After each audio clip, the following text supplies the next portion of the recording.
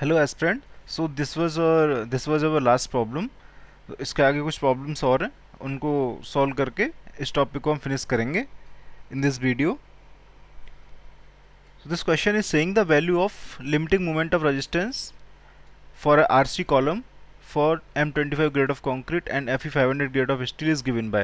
So जो हमारा moment of resistance होता है, लिमिटिंग मोमेंट ऑफ रेजिस्टेंस, वो डिपेंड करता है type of steel and grade of concrete के ऊपर।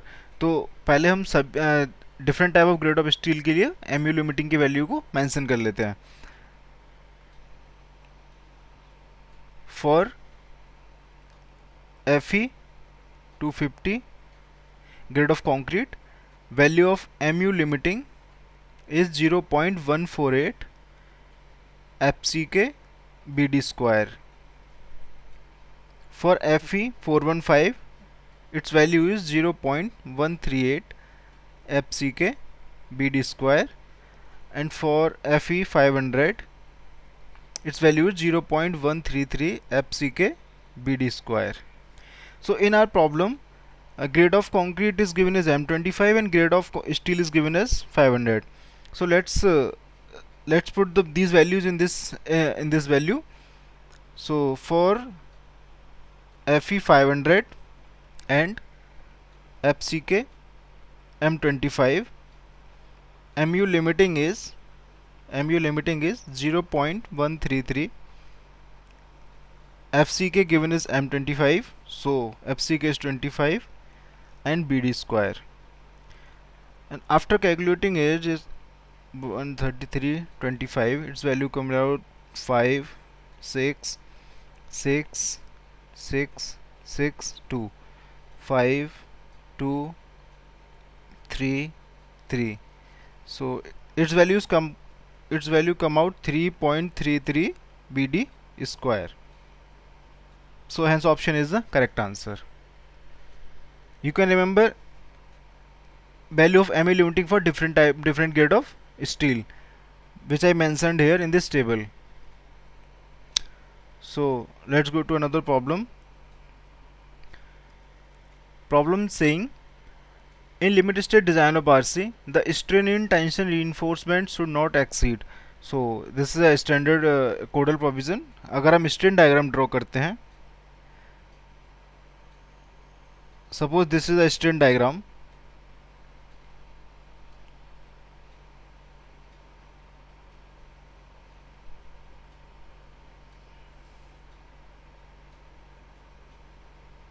So as we know, strain in concrete is limited to 0.035, and this is in compression,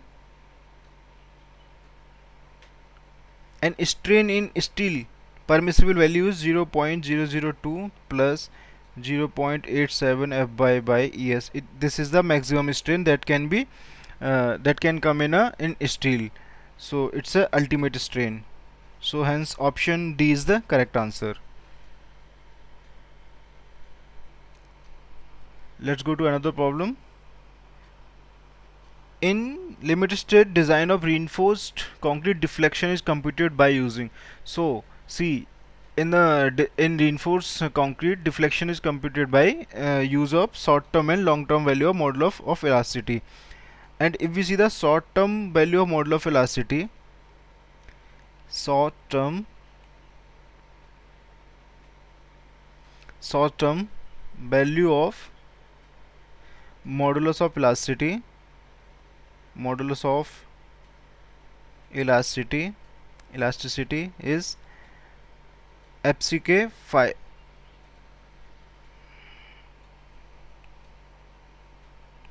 This is 500 5000 under root में FCK. This is the value of short term model of elasticity. And if we see the long term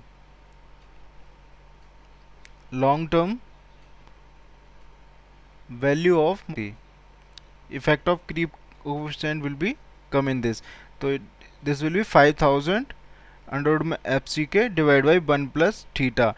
Theta is a creep coefficient.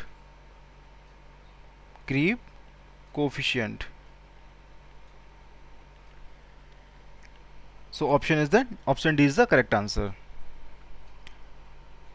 Next problem is, The maximum depth of neutral axis in RC beam for Fe 415 grade of steel is. सो हम different type of grade of steel हम एक table में इसकी values को देख लेते हैं. सो XU and grade of steel.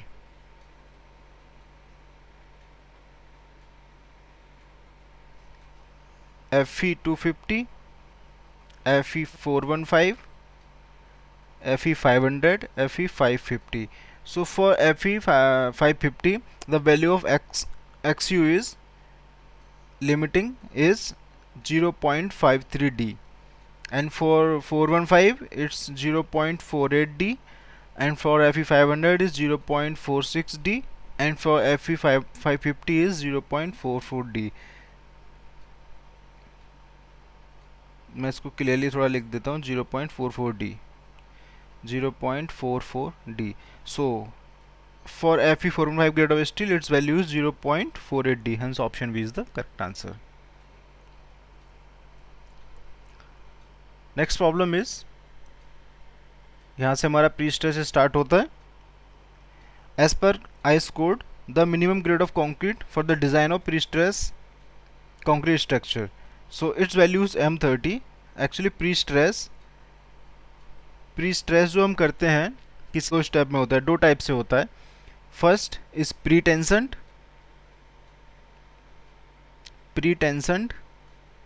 And is post tensioned. Pre tension में हम क्या करते हैं, पहले हम कंक्रीट जो टेंडन्स होते हैं, जो हमारे बायर्स होते हैं, उनको हम पहले स्ट्रेस करते हैं, उसके बाद हम उसकी कंक्रीटिंग कर देते हैं. एंड इन पोस्ट टेंशन क्या करते हैं, पहले हम कंक्रीट को कास्ट कर देते हैं, उसके बाद उसमें हम टेंडन्स को इंसर्ट करके और एंकर लगा के उनको हम प्री स्ट्रेस करते हैं. So for pre tension minimum value of concrete, जो मिनिमम ग्रेड ऑफ कंक्रीट जो हम यूज़ करते हैं वो करते हैं M40. And for post tension हम वैल्यू यूज़ करते हैं, minimum grade of concrete is M30. तो in problem they are asking for pre stressed concrete. They didn't mention anything कि प्री टेंशन और post tension. So we will use M30 grade of concrete hair. Next problem is, a pre-stressed concrete beam of size 300 mm into 900 mm is pre-stressed with an initial pre-stressing force of 810 kN and an eccentricity of 360 mm at mid-span. Okay, stress at the top fiber due to pre-stress along okay, tension को हमको negative लेना है, positive को compression को positive लेना है. तो हम पहले एक बीम ड्रॉ करते हैं. इसके लिए जो भी डेटा दिया हुआ उसको according, suppose this is a beam, this is a cross section of beam, and width of beam is given as 300 mm and depth of beam is given as 900 mm. अच्छा, अगर इस पे दिया हुआ है कि इनिशियल प्री स्ट्रेसिंग फोर्स दी हुई है 810, तो इसको रिप्रेजेंट करने के लिए मेरे को क्या करना है, इस क्रॉस सेक्शन को घुमाना होगा. तो अगर मैं इसको, suppose this is A B side, तो मैंने इसको 90 डिग्री से घुमा दिया. जब मैं इसको 90 डिग्री से घुमाऊंगा, 90 डिग्री से रोटेट करूंगा, तो ये कुछ इस तरीके से एक लाइन दिखेगी. ये इसलिए क्या, क्योंकि हम यहाँ पे इस जो भी फोर्सेस और जो भी एक्सेंट्रिसिटी है उसको रिप्रेजेंट कर सकें. Suppose this is neutral axis and this force is acting here. Force is 810 kilonewton pre-stressing force and eccentricity from the neutral axis is given as 360 mm. इसको ट्रांसफॉर्म कर देते हैं. अगर इसको हम ट्रांसफॉर्म करेंगे तो जो फोर्स है हमारी वो एक्ट करेगी 810 किलोन्यूटन, और इस पर एक मूवमेंट भी आ जाएगा. मूवमेंट आएगा इस तरीके से कि नीचे जो होगा हमारा वो कंप्रेस करेगा कंक्रीट को और ऊपर टेंशन जनरेट होगी. तो ये होगा, इसको मैं जनरल फॉर्म में लिखता हूँ P/E. अगर स्ट्रेस डायग्राम ड्रॉ करें इसका, तो डायरेक्ट स्ट्रेस की वजह से जो डायरेक्ट स्ट्रेस जो P फोर्स लगा उसकी वजह से स्ट्रेस जनरेट होगा, वो होगा P/A, और वो होगा टोटल कंप्रेसिव इन नेचर. वो कंप्लीटली कंप्रेसिव इन नेचर होगा.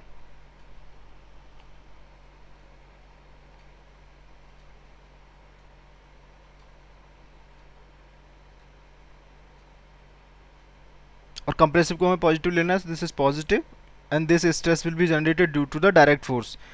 810 kilonewton direct pre stressing force.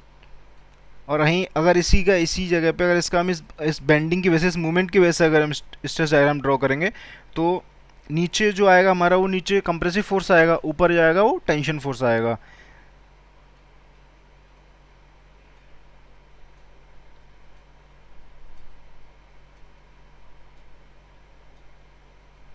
कुछ इस तरीके से ये स्ट्रेस डायग्राम निकल के आएगा due to the bending.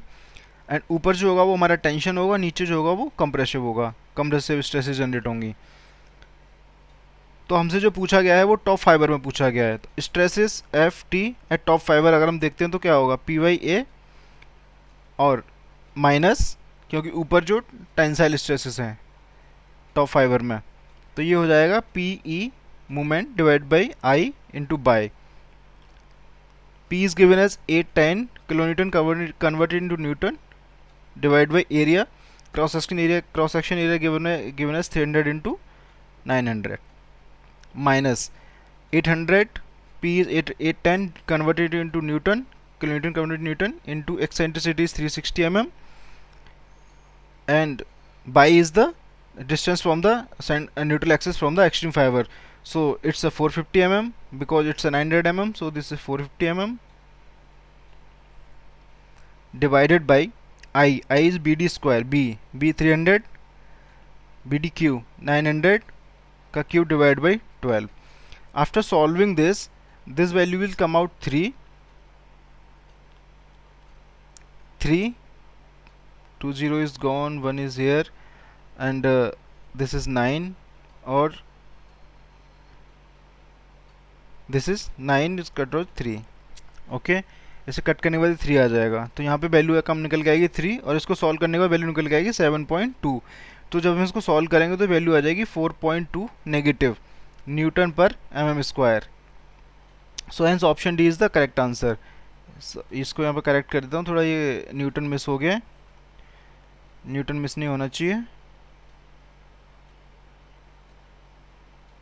This is Newton पर mm square, hence option D is the correct answer, 4.2 Newton per mm square.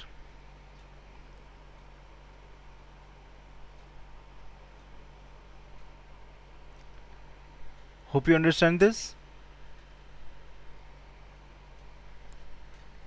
Next problem is the purpose of high tensile strength steel wire in pre-stressed concrete is, so अगर हम options को देखते हैं, to provide adequate bond distance, so to resist tensile stresses, this option is also correct.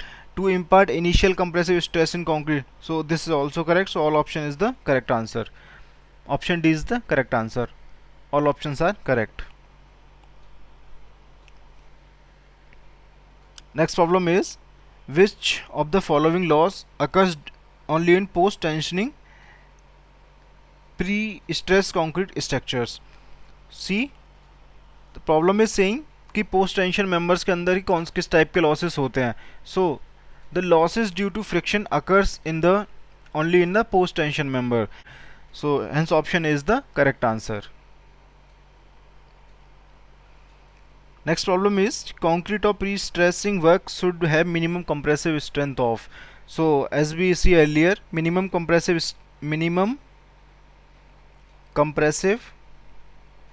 Stress should be M30 grade of concrete, so its strength will be 30 Newton per mm square, and value is given is kg per centimeter square.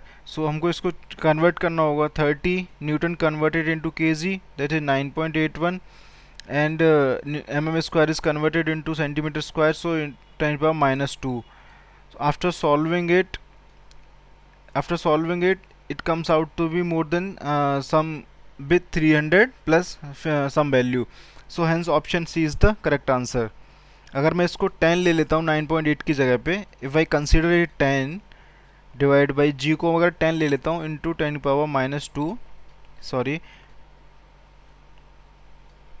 Into 10 power minus 2, तो इस value directly come out 300 kg पर centimetre square, so hence option C is the correct answer. Next problem is fully pre-stressed concrete beam resist तो problem कह रहा है कि जो हमारा प्री स्ट्रेस कंक्रीट बीम होता है वो फुली किस कौन कौन सी स्ट्रेसेस को रजिस्ट करता है। सो जितने भी वर्टिकल लोड्स उसके ऊपर आएंगे तो वो मेंबर रजिस्ट करेगा। तो all the vertical loads by pre stress.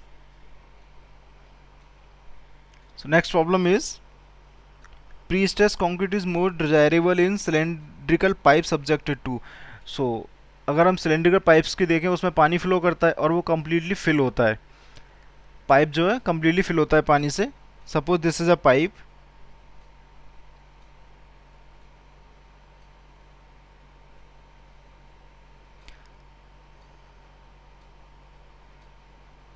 Suppose this is a pipe, और जब इसमें पानी फ्लो करेगा और पानी फ्लो करेगा और ये completely filled with water, and this is completely filled with water. तो ये क्या करेगा कि इसके सरफेस पे प्रेशर जनरेट करेगा, जिसे हम हूप टेंशन बोलते हैं। इस तरीके से प्रेशर जनरेट करेगा तो इसमें वॉल में स्ट्रेसेस जनरेट हो जाएंगी, और वो स्ट्रेसेस जो होती हैं वो होती है टेंशन इन नेचर। तो इसको रजिस्ट करने के लिए हम इसकी प्री स्ट्रेसिंग करेंगे। तो internal fluid pressure is the correct answer. So option A is the correct answer. Next problem is which one of the following is categorized as a long term loss of pre-stress in pre-stress sorry which one of the following is characterized as a long term loss of pre-stress in pre-stressed concrete member? So loss due to elastic shortening, loss due to friction, loss due to relaxation of strengths, loss due to anchorage slip। so these three losses A, B और D ये बहुत कम समय में मिल जाएंगे हमको देखने के लिए, but loss due to relaxation of strengths ये हमको लॉन्ग टर्म इफेक्ट में देखने को मिलेगा। Hence option C is the correct answer. Next problem is in pre stress concrete member it is advise to use. हमसे पूछा जा रहा है, ये क्वेश्चन बोल रहा है कि जो भी हमारा प्री स्ट्रेस कॉन्क्रीट मेंबर होते हैं उसमें किस तरह की कॉन्क्रीट एंड किस तरह की स्टील को यूज़ करना एडवाइस किया गया है। तो सी हम जो भी हमारा प्री स्ट्रेस कॉन्क्रीट मेंबर होता है उसमें हम high strength concrete and high strength steel use करते हैं। Hints option is the D. But हम इसका रीज़न देख लेते हैं। जो हमारे लॉसेस निकल के आते हैं इन pre stress concrete member is around, अगर हम स्ट्रेन के फॉर्म में देखें तो ये निकल के आएगा 8 × 10⁻⁴। ये स्ट्रेन निकल के आएगा, इतना स्ट्रेन का लॉस होगा। Suppose you used Fe250 grade of concrete.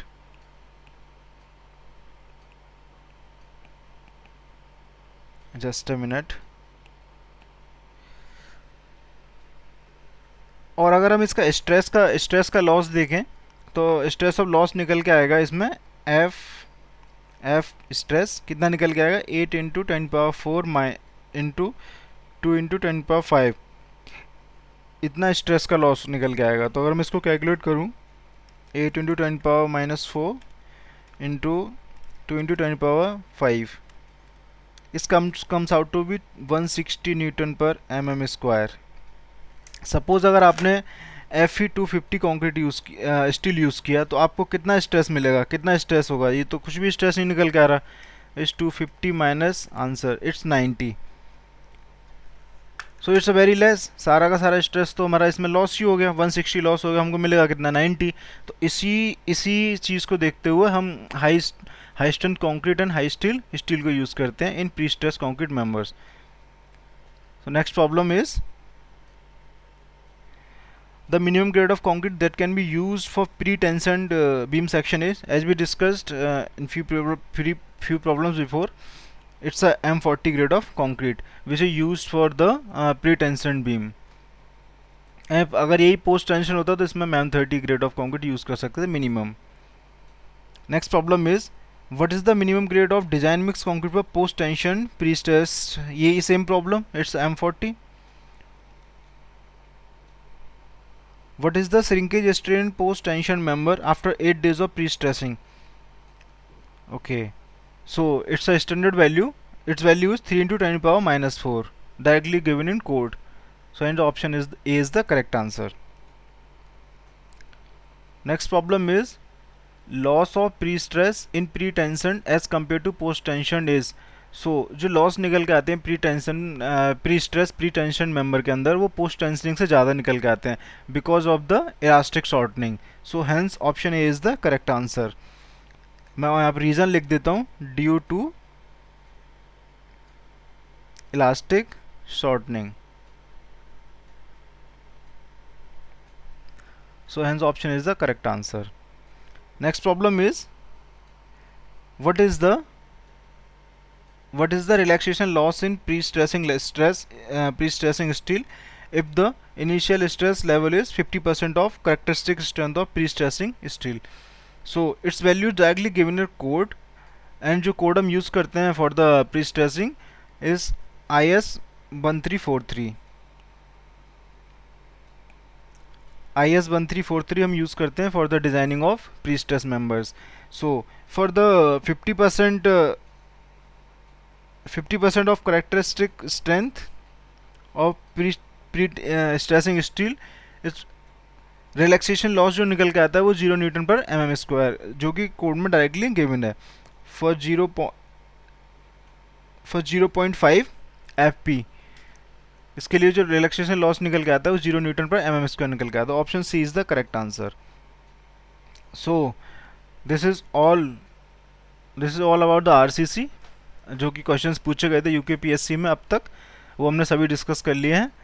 Next I am going to start irrigation, and which is one of the most important subject for all state exams, and thank you for watching.